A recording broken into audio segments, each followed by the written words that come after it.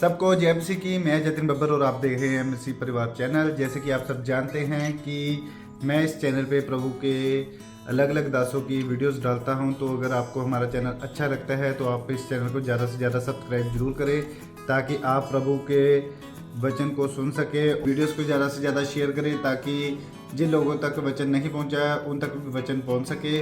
सबको जय मसीह की। एक बार मैं आपसे दोबारा कहूँगा कि इस चैनल को सब्सक्राइब जरूर करें और वीडियोस को ज़्यादा से ज़्यादा शेयर करें।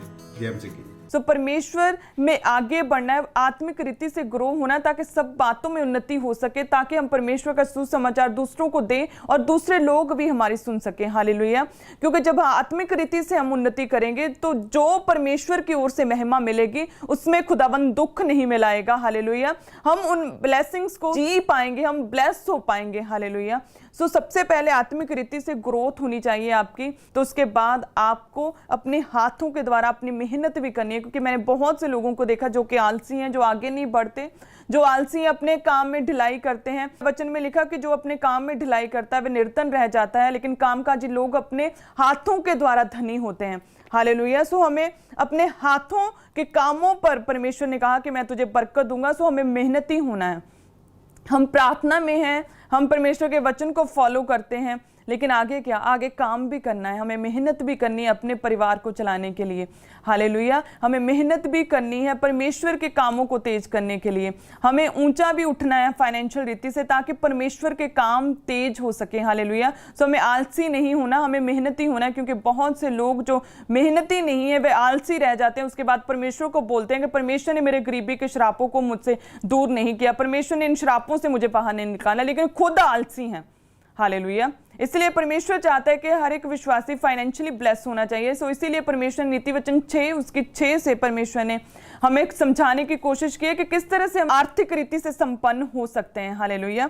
तो परमेश्वर क्या कहता है कि हे आलसी, चींटियों के पास जा, उनके काम पर ध्यान दे और बुद्धिमान हो। उनके ना तो कोई न्यायी होता है, ना प्रधान, ना प्रभुता करने वाला, तो भी वे अपना आहार धूप काल में संचय करती हैं, कटनी के समय अपनी भोजन वस्तु बटोरती है। हालेलुया। इस वचन में क्या लिखा? परमेश्वर ने कहा कि जो आलसी हैं, जो मेहनत नहीं करते और बाद में रोते और पीटते हैं, परमेश्वर से कहते हैं कि तूने मेरी जिंदगी को चेंज नहीं किया, तूने मेरी जिंदगी में कोई बदलाव नहीं किया, जैसे मैं पहले श्रापों में था वैसे ही अब श्रापों में है, तूने मेरे बंधनों को नहीं तोड़ा, मैं क्यों नहीं ऊंचा उठा। परमेश्वर ने कहा, हे आलसी, सबसे पहले चींटियों के पास जा, उनके काम पर ध्यान दे और बुद्धिमान हो जा। हालेलुया। लोग आज उन बंधनों से नहीं छूटते क्योंकि वह आलसी हैं। हालेलुया। एक तो वो प्रार्थना नहीं करते, आलसी हैं। वो वचन नहीं पढ़ते क्योंकि आलसी हैं। हालेलुया। जब आप अपनी जिंदगी का रोज दिनचर्या का सब काम कर सकते हो, तो किस तरह से आप प्रार्थना नहीं कर सकते? प्रार्थना क्यों नहीं करते? क्योंकि आलसी हैं। गतसमनी बाग में प्रभु यीशु मसीह के साथ पतरस 1 घंटा भी जाग नहीं सका। हालेलुया। उस आलस के कारण सारी रात सोते रहे चेले, और परमेश्वर कहते रहे कि प्रार्थना करो, जागता रहे, प्रार्थना कर, ताकि तू परीक्षा में ना पड़े। लेकिन पतरस सोता रहा। परमेश्वर ने क्या कहा कि क्या तू 1 भी घंटा मेरे साथ जाग ना सका? और उसके बाद जो पतरस परमेश्वर के साथ इतना प्रेम करता था कि परमेश्वर कहता कि मैं तुझे कभी नहीं छोड़ूंगा, और उसे परमेश्वर का इनकार करना पड़ा जब वो आलस में चला गया। हालेलुया। आलस एक पाप है, इस पाप को अपनी जिंदगी से दूर करना है। हालेलुया। ताकि आपकी आत्मिक रीति से भी उन्नति हो सके, ताकि आप शारीरिक रीति से भी ब्लेस हो सके। हालेलुया। हे आलसी, चींटियों के पास जा। परमेश्वर ने अपने लोगों को चींटियों के पास जाने के लिए ही क्यों बोला? और भी तो जीव जंतु और भी तो जानवर हैं, किसी की भी परमेश्वर एग्जाम्पल दे सकता था, लेकिन परमेश्वर ने स्पेशली चींटियों के पास जाने के लिए कहा, क्योंकि चींटियों में एक खासियत है कि वो बहुत मेहनती हैं। आपने चींटियों को देखा होगा किस तरह से वो मेहनत के साथ ऑर्गेनाइज्ड रीति से एक ही लाइन में चलती हैं। लिखा है कि उनका कोई अगुआ नहीं होता, उन्हें कोई समझाने वाला नहीं होता, अपनी मेहनत से सारा काम करती है, वह हार्ड वर्किंग होती हैं। हालेलुया। सेविंग करती हैं, उनमें यूनिटी की पावर होती है, वो ऑर्गेनाइज्ड रीति से काम करती हैं, वो विजन रखती हैं। हालेलुया। हम आगे इन वचनों के बारे में हम पढ़ेंगे कि किस तरह से हे आलसी, चींटियों के पास जा, क्योंकि इनमें खासियत है, उनमें स्पेशलिटीज हैं, विशेषताएं हैं कि वे कभी गिव अप नहीं करती। आपने देखा होगा जब भी वो कहीं कुछ चीज, भारी चीज उठाने की कोशिश करती है और एक चींटी से ना अगर वो पकड़ी जाए, तो किस तरह से दूसरी चींटियां मदद के लिए भाग कर आती हैं और सब मिलकर बोझ को उठाती हैं। आपने देखा होगा किस तरह से वो एक ही लाइन में डिसिप्लिन में चलती रहती हैं, आगे बढ़ती रहती हैं, कभी गिव अप नहीं करती। आपने देखा होगा किस तरह से वो मेहनती होती हैं, कभी भी नहीं रुकती। परमेश्वर इसीलिए कहता है कि चींटियों के पास जा, उनसे सीख। हालेलुया। जब हम देखेंगे नीति वचन 30 उसकी 24 और 25 में कि पृथ्वी पर 4 छोटे जंतु हैं जो अत्यंत बुद्धिमान हैं। चींटियां निर्बल जाति तो हैं परंतु धूप काल में अपनी भोजन वस्तु बटोरती हैं। पृथ्वी पर 4 छोटे जंतु हैं जो कि अत्यंत बुद्धिमान हैं। चींटियां उनमें से एक है जो कि निर्बल जाति है। हालेलुया। वो सबसे कमजोर है, वो सबसे छोटी है, वो साइज में आकार में सबसे छोटी है चींटी। वो बहुत कमजोर है, निर्बल है, लेकिन वो क्या है, वह बुद्धिमान है, सबसे छोटा जंतु है। उसी तरह से परमेश्वर ने चींटियों से सीखने के लिए बोला। वो क्यों? क्योंकि अगर आप ना ये समझो कि परमेश्वर मैं तो बहुत छोटा हूं, मैं तो बहुत निर्बल हूं, मुझे कोई नहीं जानता, मेरी कोई वैल्यू नहीं, मैं कुछ नहीं कर सकता, मैं अपनी जिंदगी में कुछ नहीं कर सकता, मैं मेहनत नहीं कर सकता, इसलिए तू कर खुदावंद मेरे लिए कुछ। इसीलिए परमेश्वर ने एग्जाम्पल दी चींटियों की कि वो भी निर्बल हैं, वो भी बहुत आकार में छोटी हैं, वो भी बहुत हल्की हैं, उनकी भी कोई वैल्यू नहीं, वो भी सबसे छोटा जीव है, लेकिन क्या है, वो बुद्धिमान है, क्या है, वो हार्ड वर्किंग है, क्या है, वो कभी गिव अप नहीं करती, क्या है, वे मिलकर बोझ उठाती है, वे यूनिटी के साथ काम करती है, वो डिसिप्लिन में रहने वाली हैं। इसीलिए परमेश्वर ने कहा कि चींटियों के पास जा। हालेलुया। चींटियों से सीख और मेहनत कर। परमेश्वर कहता है मैं तेरी मेहनत, तेरे हाथों के कामों पर बरकत दूंगा। हालेलुया। वचन में क्या लिखा, प्रोवर्ब्स 10 उसके 4 में कि जो काम में ढिलाई करता है वह निर्धन हो जाता है। हालेलुया। हम ऐसे बहुत से लोगों को देखते हैं जो फाइनेंशियली ब्लेस नहीं, फेलियर में जीते हैं, वो काम में ढिलाई, ढीठ होंगे, वो काम में वो आलसी होते हैं, काम में ढीठ होते हैं। किस तरह से वो आज का काम कल पर डालेंगे, थोड़ी सी नींद, थोड़ी और झपकी, छाती पर हाथ धरे लेटे रहना, तब तेरा वचन कहता है कि कंगालपन जो है डाकू के समान तुझ पर आ पड़ेगा और तेरी घटी हथियारबंद मनुष्य के समान तुझ पर आ पड़ेगी। लेकिन ये लोग नहीं सुधरते और फिर परमेश्वर को कहते हैं कि परमेश्वर मेरे घर में तंगी क्यों है, तूने मेरे इन श्रापों को, गरीबी के श्रापों को क्यों नहीं मिटाया, तूने मुझे बाहर क्यों नहीं इन बंधनों से निकाला। वो क्या है, वे काम में ढिलाई करते हैं। अगर उन्हें फ्राइडे को काम दो तो वो क्या सैटरडे और सीधा मंडे पर डालेंगे कि सोमवार करेंगे जी। इसीलिए उनके बॉस उनसे कभी भी इंप्रेस नहीं हो पाते, इसलिए उनकी प्रमोशंस नहीं होती, इसीलिए वो आगे नहीं बढ़ पाते, इसलिए वो फाइनेंशियली ब्लेस नहीं हो पाते। परमेश्वर कहता है यदि मैं तुझे रोज की रोटी तुझे रोज देने का वायदा करता हूं और देता हूं तो तू क्यों अपना रोज का काम हर रोज क्यों नहीं कर सकता। हालेलुया। हम देखते हैं स्वयं परमेश्वर जो कि पिता है, उसने पहले 6 दिन काम किया। जब आप उत्पत्ति की पुस्तक में देखते हो किस तरह से परमेश्वर ने पहले 6 दिन काम किया। हालेलुया। परमेश्वर ने कहा उजाला हो तो उजाला हो गया। उसके बाद परमेश्वर ने जल के बीच ऐसा अंतर रखा, जल 2 भाग हो गया। और लिखा है कि परमेश्वर ने नीचे के जल और ऊपर के जल को अलग अलग किया और परमेश्वर ने उस अंतर को आकाश कहा। फिर नेक्स्ट डे खुदावंद ने किस तरह से जल एक स्थान पर इकट्ठा कर दिया और सूखी भूमि हो गई, उस पर जो हरे पौधे, उस पर जो है हरी घास, बीज वाले छोटे छोटे पेड़, फलदायी वृक्ष जिनके बीज उन्हीं में एक एक की जाति के अनुसार है, पृथ्वी पर उगे। परमेश्वर ने ये सब काम किया। उसके बाद परमेश्वर ने लिखा है कि दिन को रात से अलग करने के लिए आकाश के अंतर में ज्योतियां बनाई। उसके बाद परमेश्वर ने जो छोटी दिन पर प्रभुता करने के लिए बड़ी ज्योति, रात पर प्रभुता करने के लिए छोटी ज्योति को और तारा गणों को बनाया। उसके बाद लिखा है कि परमेश्वर ने कहा कि जल जीवित प्राणियों से भर जाए और पक्षी पृथ्वी के ऊपर जो है आकाश के अंतर में उड़े। तो ऐसा ही हो गया और परमेश्वर ने जल जंतुओं की और सब जीवित प्राणियों की भी सृष्टि की जो कि चलते फिरते हैं, जिनसे जल बहुत ही भर गया। उसके बाद परमेश्वर ने एक एक जाति के जीवित प्राणी, घरेलू पशु, रेंगने वाले जंतु, पृथ्वी के वन पशु जाति जाति के अनुसार उत्पन्न किए और वैसा ही हो गया। उसके बाद परमेश्वर ने मनुष्य को यानी हमें परमेश्वर ने अपनी समानता में बनाया। हालेलुया। और हमारे अंदर परमेश्वर ने श्वास फूंका और जब परमेश्वर ने यह सब कुछ बनाया तो लिखा है जेनेसिस 2 अध्याय उसकी 1 में कि यूं आकाश और पृथ्वी उनकी सारी सेना का बनाना समाप्त हो गया और परमेश्वर ने अपना काम जिसे वह करता था 7वें दिन समाप्त किया और उसने अपने किए हुए सारे काम से 7वें दिन विश्राम किया। हालेलुया। स्वयं परमेश्वर ने पहले 6 दिन मेहनत की, पहले 6 दिन काम किया, अपना सारा काम कंप्लीट करके परमेश्वर ने 1 दिन रेस्ट की। हालेलुया। काम को महत्व दिया खुदा ने, 6 दिन काम किया और 1 दिन परमेश्वर ने रेस्ट की। और उसी तरह से परमेश्वर चाहता है कि हम भी हर एक रीति से सब बातों में उन्नति कर सकें। इसलिए परमेश्वर कहता है कि मेहनत करो, आलस ना करो, मेहनत करो, 6 दिन काम करो और 1 दिन आराम करो। हालेलुया। स्वयं हमारे परमेश्वर प्रभु यीशु मसीह किस तरह से दिन और रात परमेश्वर की सेवा में लगे रहे, परमेश्वर के असाइनमेंट को पूरा करने में लगे रहे, सारी रात रात प्रार्थना करते रहे। दिन में किस तरह से परमेश्वर एक जगह से दूसरी जगह परमेश्वर किस तरह से परमेश्वर का प्रचार करते थे, किस तरह से लोगों को चंगा करते थे। हालेलुया। किस तरह से परमेश्वर ने बड़े कामों को किया, खुदा ने हालेलुया लोगों को इकट्ठा किया, परमेश्वर ने मिनिस्ट्री को एस्टैब्लिश किया, परमेश्वर का सुसमाचार कोने कोने तक खुदाबंद ने दुनिया की शोर तक पहुंचा दिया। मात्र 3.5 साल में दिन और रात मेहनत करके काम करके परमेश्वर के असाइनमेंट को अपनी जिंदगी में प्रथम रख के प्रभु यीशु मसीह ने किस तरह से बड़े कामों को किया।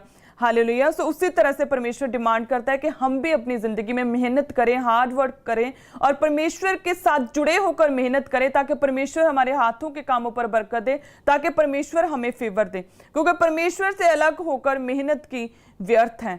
हालेलुया। परमेश्वर से अलग होकर अगर मेहनत की और उसका फल मिलेगा भी तो साथ में दुख होगा, लेकिन जो महिमा और धन परमेश्वर देता है, वचन कहता है कि परमेश्वर उसके साथ दुख नहीं मिलाता। हालेलुया। सो सबसे पहले आप परमेश्वर के साथ जुड़े होने चाहिए, उसके बाद आप मेहनती होने चाहिए, ताकि आप ब्लेस हो सकें सब बातों में, ताकि आप परमेश्वर के वचन को दूसरों को सुनाएं तो वो भी माने, वो भी पहचाने और वो भी ये उत्सुकता रखें अपने अंदर कि जिस तरह से ये अपनी जिंदगी में आगे बढ़ा, जिस तरह से इसकी जिंदगी से गरीबी के श्राप मिटे, जिस तरह से ये फाइनेंशियली ब्लेस हुआ, सामाजिक रीति से, पारिवारिक रीति से ये ब्लेस हुआ, उस तरह से मैं भी ब्लेस हूंगा, ताकि वो भी परमेश्वर को जान सके। हालेलुया। सो सबसे पहले परमेश्वर के धर्म और राज्य की खोज के लिए आपको परमेश्वर में आगे बढ़ना है और मेहनती होना है, ताकि आप ब्लेस हो सकें, ताकि आपकी गवाहियां बन सके, ताकि दूसरे लोग इंस्पायर हो सकें। हालेलुया। सो स्वयं प्रभु यीशु मसीह मेहनती थे, स्वयं प्रभु यीशु मसीह मेहनत करते थे, दिन और रात परमेश्वर के कामों में लगे रहे। किस तरह से परमेश्वर ने लोगों को चंगा किया, किस तरह से परमेश्वर ने सुसमाचार प्रचार किया, किस तरह से परमेश्वर ने बड़े बड़े जो बीमारियों से लोगों को शिफा दी। परमेश्वर सारी रात प्रार्थना करते थे, भोर को दिन चढ़ने से पहले प्रार्थना करते थे, 40-40 रोजों में भी रहते थे, परमेश्वर की प्रेजेंस में भी रहते थे और परमेश्वर के कामों को भी करते रहे। मात्र 3.5 साल में परमेश्वर ने सारे जगत को बदल दिया, परमेश्वर के सुसमाचार को सारे जगत में फैला दिया। इतना काम किया खुदावंद ने इतने थोड़े टाइम में। सो इसलिए परमेश्वर हमें भी कहता है मेहनत करो, परमेश्वर के साथ जुड़ के प्लस उसके साथ मेहनत करो। हालेलुया। ताकि आप आगे बढ़ सको, ताकि आप सफर ना करो, ताकि आपके परिवार जो आपके साथ संबंधित है वो भी सफर ना कर पाए। इसीलिए परमेश्वर ने हमें उदाहरण दी कि चींटियों के पास जा, उनसे सीख और बुद्धिमान हो जा, उनके जैसे। हालेलुया। वो सबसे छोटी, सबसे निर्बल है, आकार में सबसे छोटी जीव है, कोई वैल्यू नहीं। 4 सबसे छोटे जंतु परमेश्वर ने कहा, चींटियां उनमें से एक हैं जो कि बहुत निर्बल हैं, लेकिन फिर भी क्या करती हैं, धूप काल में अपनी भोजन वस्तु को संचय करती हैं। सो परमेश्वर कहता है उनसे सीख। और भी बहुत से जानवर हैं, किसी से भी परमेश्वर कह सकता था, लेकिन परमेश्वर ने उस मेहनती हार्ड वर्किंग चींटियों से सीखने के लिए कहा, क्योंकि वो बुद्धिमान है। वो कैसे बुद्धिमान है? उनके ना तो कोई न्यायी होता है, ना प्रधान, ना प्रभुता करने वाला। वचन कहता है कि उनका ना तो कोई न्यायी, ना प्रधान, ना प्रभुता करने वाला, यानी कि उन्हें सिखाने वाला कोई नहीं होता, उन्हें इंस्पायर करने वाला कोई नहीं होता कि इस तरह से काम करो। उन्हें जैसे हम अपने किस तरह से हम अपने एम्प्लॉयज़ को असाइनमेंट्स देते हैं कि ये करो वो करो, उन्हें हमेशा उनके पीछे खड़े रहते हैं, उन्हें हमेशा पुश करते रहते हैं और फिर वो काम करते हैं। लेकिन परमेश्वर कहता कि उनका ना तो कोई न्यायी, ना प्रभुता करने वाला होता है, ना ही उनका कोई अगुआ होता है, लेकिन फिर भी क्या है, वे मेहनती हैं, हार्ड वर्किंग, अपने काम को करती हैं। सो उसी तरह से परमेश्वर कहता है हमें भी ईमानदारी से अपने काम को करना है। लेकिन हम क्या करते हैं, जब हमारा बॉस हमारे सिर पर खड़ा हो तो हम अपना काम तेजी से करते हैं, लेकिन जैसे उसके एब्सेंस में किस तरह से आलसी बन जाते हैं। बॉस सब जानता है, परमेश्वर सब जानता है हमारी बातों को। इसी तरह से जहां पर हम काम करते हैं वो भी हमारे बारे में बिल्कुल अच्छे से जानता है। हालेलुया। इसलिए लोगों की प्रमोशंस रुकी हुई हैं, इसलिए लोग आगे नहीं बढ़ पाते, इसलिए लोगों के अंदर क्योंकि विजन नहीं आगे बढ़ने का, वो मेहनती नहीं, आलसी हैं। आलस एक पाप है, वो आगे नहीं बढ़ पाते और परमेश्वर कहता है कि वो इसीलिए कमजोर रह जाते हैं, इसीलिए पीछे रह जाते हैं। हालेलुया। सो आप जब परमेश्वर में मेहनत करते हो तो सच में आर्थिक रीति से संपन्न होने के लिए भी मेहनत करो, साथ में परमेश्वर के वचन को पूरा करो ताकि आप ब्लेस हो सको। हालेलुया। सो उनका कोई भी मेंटर नहीं होता, ना न्यायी, ना प्रधान, ना प्रभुता करने वाला, फिर भी यूनिटी के साथ काम करती हैं। हालेलुया, एक साथ मिलकर काम करती हैं। आपने देखा होगा किस तरह से वो, अगर एक छोटा चीनी का एक टुकड़ा गिरा हो, या छोटा ब्रेड गिरा हो, तो एक चिंटी से अगर उठाया ना जाए तो किस तरह से और मदद के लिए आती हैं, और सब मिलकर 5, 7, 10 चींटियां मिलकर उस छोटे से जो चीनी को, मीठे को उठाकर किस तरह से वो लेकर जाती हैं। यानी कि वो यूनिटी के साथ काम करती हैं, बोझ उठाती हैं सब मिलकर। सेम उसी तरह से हम परिवारों में जो तंगी में हैं, जो हम दुखी हैं, फाइनेंशियली ब्लेस नहीं हो रहे हैं, उसका मेन रीज़न ये भी है कि आज परिवारों में 6 जन खाने वाले, सिर्फ एक कमाने वाला है, सिर्फ एक ही के बोझ, कंधों पर सारा बोझ है। हालेलुया, जिसकी वजह से तंगी है, जिसकी वजह से ब्लेस नहीं हो पा रहे, जिसकी वजह से चीज़ें नहीं बन रही, जिसकी वजह से बच्चों को आगे के हायर स्टडी के लिए आप कोर्स नहीं करवा पा रहे, उनकी जिंदगियों को बदलने के लिए कोई भी सहयोग नहीं दे रहे, क्योंकि घर में एक कमाने वाला और 6 खाने वाले हैं।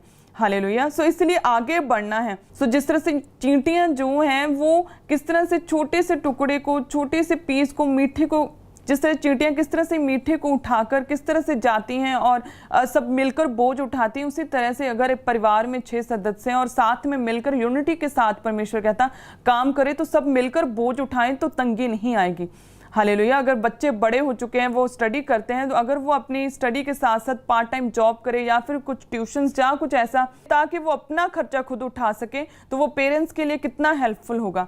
अगर हस्बैंड काम करता है लेकिन साथ में अगर वाइफ भी काम करे, या बच्चे छोटे या और किसी रीजन से बाहर काम नहीं कर सकते, तो घर में ही कोई काम शुरू करो, तो वो एक्स्ट्रा इनकम वाइफ की, जो चाहे हस्बैंड की इनकम से कम होगी, लेकिन वो एक्स्ट्रा इनकम बरकत देने वाली होगी। जब वो एक्स्ट्रा इनकम वाइफ की आएगी तो चीजें बननी शुरू होंगी। हालेलुया, आपकी जिंदगी में खुशहाली आनी शुरू होती है। इसीलिए परमेश्वर कहता है कि मिलकर बोझ उठाओ, चींटियों से सीखो और बुद्धिमान हो जाओ।